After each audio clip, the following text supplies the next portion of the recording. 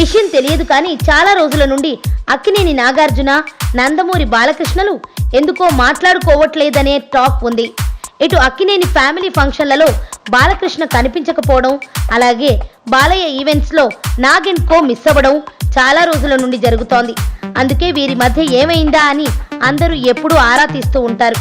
అదంతా ఒకెత్తైతే ఇప్పుడు కింగ్ నాగార్జున మాత్రం గౌతమిపుత్ర శాతకర్ణి సినిమా రిలీజ్ అవుతున్న వేళ ఆ సినిమా కోసం ఒక ట్వీట్ వేశారు.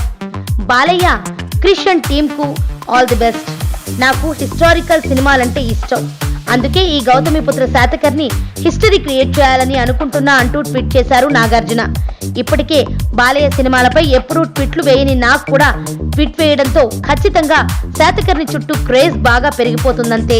ఇకపోతే బుధవారం అంతా ఖైదీ నెంబర్ 150 మాయలో మునిగిపోయిన టాలీవుడ్ ఇప్పుడు 12న శాతకర్ణి మత్తులోకి జారుకోవడానికి సిద్ధమవుతోంది. సమయం దగ్గర పడుతోంది మిత్రమా. త్వరగా సినిమా రిలీజ్ అయిపోగానే మనం బోలెడన్ని కబుర్లు చెప్పేసుకుందాం.